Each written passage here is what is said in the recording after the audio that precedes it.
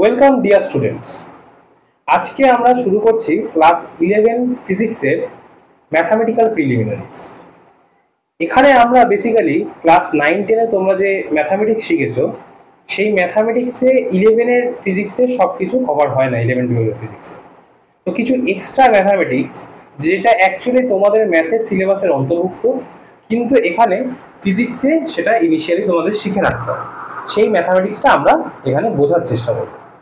সেই দুটো type of mathematics আমাদের খুব ইম্পর্টেন্ট, সেটা হচ্ছে গিয়ে integral calculus and differential calculus. তো আমরা প্রথমে এক্সপ্লোর করার চেষ্টা করছি এই ভিডিওতে ডিফারেন্সিয়াল ক্যালকুলাস, যে ডিফারেন্সিয়াল ক্যালকুলাসে কোন কোন ফর্মুলা তোমাদেরকে মনে রাখতে হবে এবং তাদের থেকে কি কি ধরনের অঙ্ক তোমাদের আসতে পারে তার এক্সাম্পল সহ আমরা একটুখানি এখানে ডিসকাস করার চেষ্টা করব। তাহলে দেখা যাক যে প্রথমে ডেরিভেটিভ বলতে কি বোঝায় বা ডিফারেন্সিয়াল কোএফিশিয়েন্ট বলতে আমরা কি বুঝি।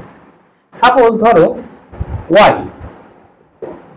y একটা quantity which is a function of x, ঠিক আছে? y হচ্ছে ফাংশন অফ x। এইবারে তুমি ধরো x কে কিছুটা চেঞ্জ করো, অর্থাৎ x কে চেঞ্জ করে তুমি বললে x plus delta X. So delta X হচ্ছে amount of change in x। এবার এই x এ যে চেঞ্জ করলে তার জন্য y তেও নিশ্চয়ই চেঞ্জ হবে ভ্যালুটা। সো আমি বলতে পারি যে y তে যখন x কে চেঞ্জ করতে তখন y তে যে চেঞ্জটা হলো সেটা হচ্ছে y of x plus delta x. এটাকে আমি লিখতে পারি y প্লাস ডেল্টা y। তার মানে x এ ডেল্টা এক্স চেঞ্জের জন্য y তে ডেল্টা y চেঞ্জ ইন্ট্রোডিউস করা হলো। তাহলে আমি যদি বলি যে what is the rate of change of y with respect to x, মানে y তে কতটা চেঞ্জ হয়েছে x এ কিছুটা চেঞ্জ ইন্ট্রোডিউস করার জন্য, তাহলে সেটাকে আমরা কিভাবে লিখব? আমরা বলবো যে that is basically delta y আপন ডেল্টা x।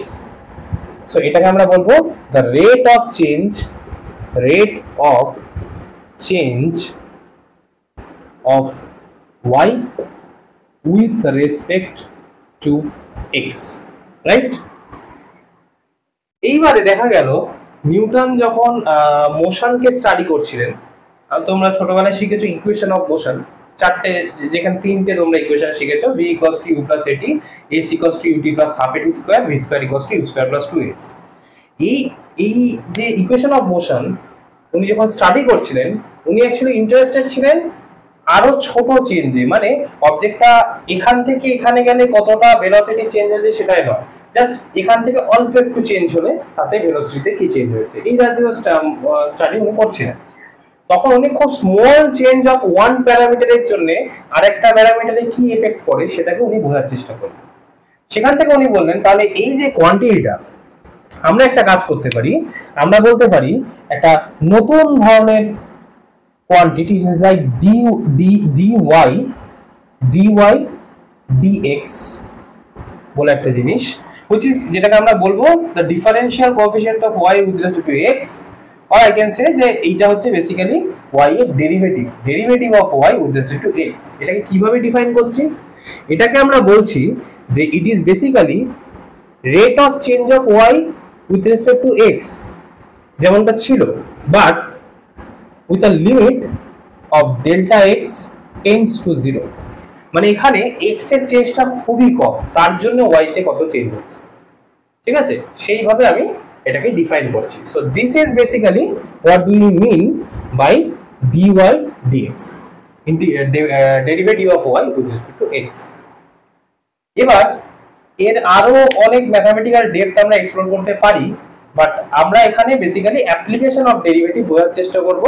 আমরা এতে ম্যাথটা বোঝার চেষ্টা করব না, সেটা তোমাদেরকে ম্যাথ স্যার করাবে, যিনি এখানে ক্লাস অলরেডি শুরু করে দিয়েছেন। তো আমরা দেখার চেষ্টা করি কি কি ফর্মুলা আমাদেরকে মনে রাখতে হবে। আচ্ছা, তো প্রথম যে which is the most important formula, সবচেয়ে ইম্পর্টেন্ট যে ফর্মুলাটা আছে যেটা তোমাদেরকে একদমই মনে রাখতে হবে এবং বারবার ওটার অ্যাপ্লিকেশন হবে, that is basically d dx of suppose x to the power n, ঠিক আছে? এর ভ্যালু কি হয়? এর ভ্যালু হয় n x to the power n minus 1। এই ডেরিভেটিভটার ভ্যালু হয়, এখানে আমি নিশ্চয়ই y equals to x to the power n ধরেছি, তার ডেরিভেটিভ হয় n x to the power n minus 1। এই ফর্মুলাটা কিন্তু তোমাদের মাথায় গেঁথে রাখতে হবে, কারণ বারবার তুমি যখন পরে তুমি ভেক্টর পড়বে, তুমি নিউটনস ল পড়বে, ইকুয়েশন অফ মোশন পড়বে, মানে motion in a straight line পড়বে, তারপরেও তুমি ক্লাস 12 এও ইলেকট্রিসিটি ম্যাগনেটিজম করবে, বারবারই কিন্তু এই ফর্মুলাটা অ্যাপিয়ার করবে। দেখা যাক এর একটা एग्जांपल। তো সাপোজ তোমাকে দেওয়া আছে যে x টু দি পাওয়ার 3, এটার ডেরিভেটিভ কি হবে? তো তুমি বলছো d dx of x to the power 3। দেখো খেয়াল করে দেখো, এই যে 3টা এই এর সঙ্গে যদি কম্পেয়ার করো, দেখতে পাচ্ছ n এর ভ্যালু এখানে 3, তাহলে এটা কি হওয়া উচিত? 3টা আসবে সামনে আর x টু দি পাওয়ার 3 এর থেকে 1 কম, মানে 2 বসে যাবে, কোনো অসুবিধা নেই, হয়ে গেল। এটাই রেজাল্ট, আর কিছু না। সেকেন্ড প্রবলেমটা দেখি। ধরো তোমাকে বললো d dx of x to the power 3/2, এটা কি হবে? সিমিলার, একই জিনিস। এখানে n এর ভ্যালু তোমায় শুধু আইডেন্টিফাই করতে হবে n এর ভ্যালু এখানে কত আছে। n এর ভ্যালু দেখো এখানে 3/2, সো তুমি সামনে এনে দাও 3/2 আর x to the power 3/2 minus 1 করো, so basically 3/2 x to the power 1/2, that is answer. আরেকটা एग्जांपल দেখি। ধরো আমি বলছি d dx of x to the power, আমি বললাম ধরো x টু দি পাওয়ার না বলে আমি বললাম 1/x টু দি পাওয়ার 3/2, ঠিক আছে? এটা কি হবে? তোমাকে অবশ্যই খেয়াল রাখো, এখানে কিন্তু তুমি যদি আবার একই ভাবে করতে চাও হবে না, কারণ 1/, আছে। বাট আমরা লজ অফ এক্সপোনেন্টস থেকে জানি যে এটাকে যদি উপরে তুলি তাহলে এখানে একটা মাইনাস সাইন ইন্ট্রোডিউস হয়।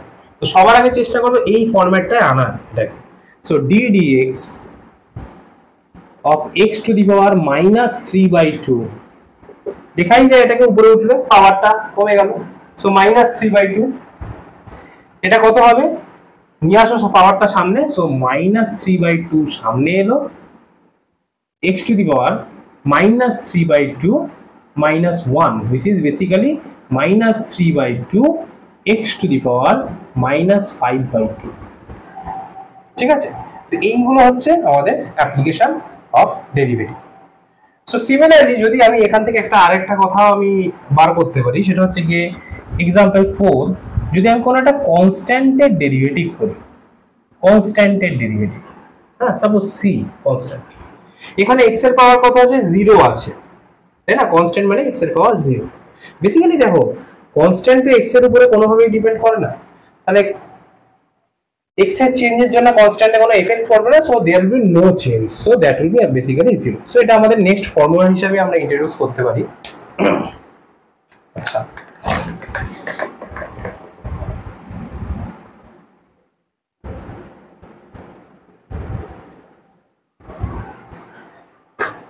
সো নেক্সট আমাদের যে ফর্মুলাটা মনে রাখতে হবে, সেকেন্ড ফর্মুলা, সেটা হচ্ছে যে derivative of a constant is always 0। So আমি যদি বলি তোমাকে যে সাপোজ ডেরিভেটিভ অফ পাই কত হবে, তুমি বলবে 0। আমি যদি বলি ডেরিভেটিভ অফ 3 কত হবে, তুমি বলবে 0। আমি যদি বলি ডেরিভেটিভ অফ z কত হবে, তুমি বলবে 0, কারণ z এর আমি কিন্তু এখানে কোনো ডিপেন্ডেন্স বলিনি x এর উপর। যদি ডিপেন্ডেন্স থাকতো তাহলে ডেরিভেটিভ 0 নাও হতে পারতো, তাই না? এবার আমরা থার্ড ফর্মুলা নিই। থার্ড ফর্মুলা কি আছে? ধরো এরকম লেখা আছে লাইক d dx অফ একটা কনস্ট্যান্ট আছে আর তার সাথে গুণ আছে x to the power n টাইপের কিছু একটা। For an example 3 x to the power 2। এটা কি করব? এটা 3টা কনস্ট্যান্ট, সো ওটাকে তুমি ডেরিভেটিভের থেকে বাইরে নিয়ে চলে আসতে পারো, ডেরিভেটিভের বাইরেটা বেরিয়ে যাবে, আর বাকিটা তোমার আগের সেই 1 নম্বর ফর্মুলাটার মতোই কিন্তু দেখতে হবে। সো 3টাকে তুমি বাইরে নিয়ে নাও, d dx of x to the power 2। So এটা তো সোজা, লাইক 2টা সামনে এলো, x টু দি পাওয়ার 2 - 1 1 হয়ে গেল, সো 6x বেসিক্যালি, তাই তো? কোনো সমস্যা নেই।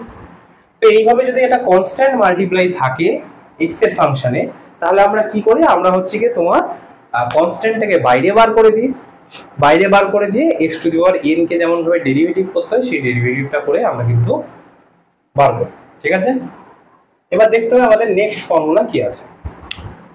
নেক্সট ফর্মুলা 4 নম্বর, সেটা হচ্ছে ddx অফ 1/x। খেয়াল করো ddx অফ 1/x যদি আমি করি তাহলে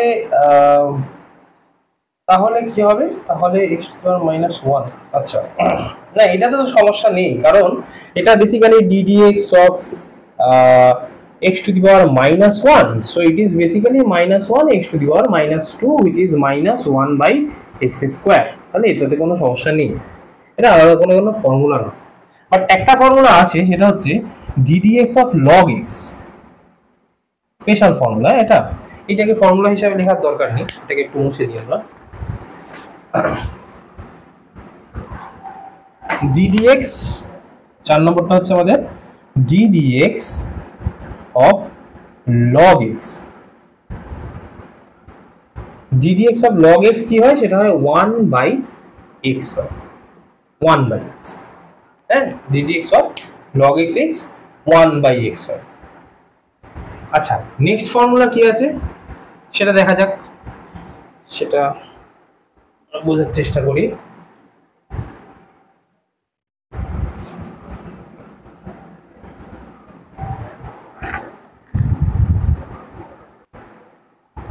আচ্ছা, নেক্সট হচ্ছে আমাদের ডিস্ট্রিবিউটিভ প্রপার্টি একটা আমরা এখানে বলতে পারি। কিরকম, সেটা হচ্ছে ধরো তোমাকে এবার এই ধরনের একটা কোশ্চেন দেওয়া হলো, যেই প্রবলেমগুলো তোমাদের সবচেয়ে বেশি ট্যাকেল করতে হবে, এই জাতীয় প্রবলেম ফিজিক্সে কিন্তু সবচেয়ে বেশি আসবে। সো দেওয়া হলো তোমাকে like 3x³ plus 2x² minus 5x। তো দেখতেই পাচ্ছ এটা একটা পলিনোমিয়াল ফাংশন, সেটাকে x দিয়ে ডেরিভেটিভ করতে হবে। কি করে করব, বেসিক্যালি এখানে ddx টা প্রত্যেকের ঘাড়ে ঘাড়ে বসে যাবে, ডিস্ট্রিবিউট হয়ে যাবে। সো আমি যেটা লিখতে পারি ddx of 3x³ plus ddx of 2x² plus না মাইনাস আছে minus ddx of 5x। So এবারে দেখো বাকিটা কিন্তু তোমাদের সোজা, তোমরা দেখেছো কনস্ট্যান্ট বেরিয়ে যায়, পাওয়ার সামনে আসে আর একটা কমে যায় পাওয়ার। সো বেসিক্যালি এই সিমিলারলি কনস্ট্যান্ট বেরালো, পাওয়ার সামনে এলো, পাওয়ার একটা কমে গেল। সিমিলারলি কনস্ট্যান্ট বেরিয়ে গেল, পাওয়ার এখানে কত আছে, x মানে পাওয়ার হচ্ছে 1, তাই তো, পাওয়ার সামনে এলো আর পাওয়ার একটা কমে গেল, সো 0 হয়ে গেল। আর x টু দি পাওয়ার 0 মানে কত হয়, 1 হয়। তাহলে 9x² plus 4x minus 5, that is the result of this derivative, তাই তো। আচ্ছা, তো এরকম যদি পলিনোমিয়াল থাকে তাহলে কিভাবে ট্রিট করবে সেটা আমরা দেখে নিলাম। এবারে নেক্সট যেটা আমাদের ইম্পর্টেন্ট বিষয়, সেটা হচ্ছে কি আমাদের প্রোডাক্ট রুল। ঠিক আছে, প্রোডাক্ট রুলকে বোঝা, দেখা যাক হোয়াট ইজ প্রোডাক্ট। তো এমনও হতে পারে স্টুডেন্ট যে দুটো তোমাকে একটা ফাংশন দিয়েছে যেটা হচ্ছে দুটো আলাদা আলাদা পলিনোমিয়ালের একটা মাল্টিপল, অথবা এমনও হতে পারে যে তোমাকে এমন একটা ফাংশন দেওয়া আছে যেটা অনেকগুলো ডিফারেন্ট কাইন্ড অফ ফাংশনের মাল্টিপল। আচ্ছা, আমরা জানি ফাংশন কি কি রকমের হতে পারে। ফাংশন হচ্ছে গিয়ে তোমাদের polynomial function, logarithmic function, trigonometric function, exponential function, অনেক রকমের ফাংশন হতে পারে। তো যদি আচ্ছা, তারও আগে আমরা একটা জিনিস দেখবো যে একটা এক্সপোনেনশিয়াল ফাংশনকে যদি ডেরিভেটিভ করি তাহলে তার রেজাল্ট কি হয়। তো আরেকটা ফর্মুলা দেখো তোমরা, সেটা হচ্ছে ddx of an exponential function, so e to the power x ax, suppose এরকম লেখা আছে, এটা কি হবে। তো এটার ফর্মুলা হচ্ছে a e to the power ax, মানে e এর মাথায় x এর কোএফিশিয়েন্ট যা থাকবে সেটা সামনে চলে আসবে আর বাকিটা অ্যাজ ইট ইজ লেখা হবে। এক্সাম্পল দেখি, 1 নম্বর d dx of e to the power 3x 3 e to the power 3x পাওয়ারে যা ছিল এই x এর কোএফিসিয়েন্ট সেটা সামনে বসে গেল, কোনো ঝামেলাই নেই। তার মানে আমার 2 নম্বর d dx of suppose e to the power -2/5x, এখানেও তাই -2/5 সামনে চলে আসলো, e to the power -2/5x। So পাওয়ারে যা ছিল সেটাই সামনে চলে আসলো, কোনো অসুবিধা নেই। তো এক্সপোনেনশিয়াল ফাংশন হলো এরকম। আরেকটা एग्जांपल দেখিনি, d dx of suppose আমি বললাম a e to the power -bx, এটা কনস্ট্যান্ট বাইরে বেরিয়ে যাবে, বিটা হচ্ছে গিয়ে তোমার x এর কোএফিসিয়েন্ট, ওটা আমি সামনে নিয়ে চলে আসবো -b, সো এটা হয়ে গেল -ab e to the power -bx, তাই তো? তাহলে এটা হচ্ছে আমাদের এক্সপোনেনশিয়াল ফাংশনকে আমরা কি করে ট্রিট করি ইন্ডিভিজুয়াল, সেটা আমরা দেখলাম। নেক্সট যেটা আছে আমাদের সেটা হচ্ছে গিয়ে প্রোডাক্ট রুল। আচ্ছা, আরো আরেকটা জিনিস দেখা উচিত, সেটা হচ্ছে গিয়ে ট্রিগোনোমেট্রিক ফাংশনের যদি ডেরিভেটিভ করি তাহলে সেই ডেরিভেটিভের রেজাল্ট কি হয় ট্রিগোনোমেট্রিক ফাংশন। তো আরেকটা ফর্মুলা আমরা দেখি, বলা হয় এই দুটো আপাতত খেয়াল রেখো, পরে আরো এক্সট্রা আছে, বাট ইনিশিয়ালি তোমাদের এই দুটো মনে রাখতে হবে। সেটা হচ্ছে d dx of sin x কি হয়, ঠিক আছে? আর 2 নম্বর যেটা মনে রাখতে হবে তোমাদের d dx of cos x কি হয়, cos x।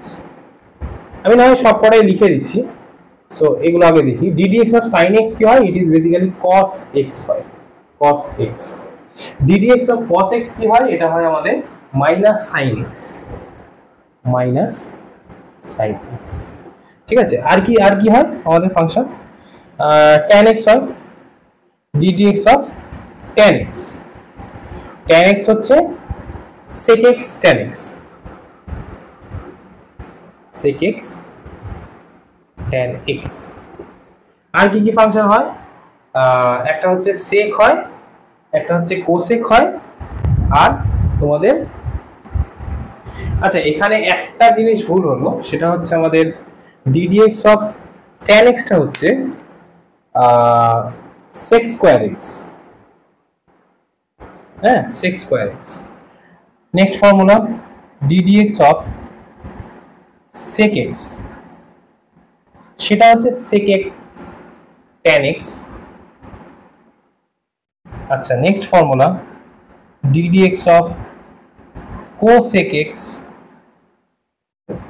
সেটা হচ্ছে -cosec x cot x।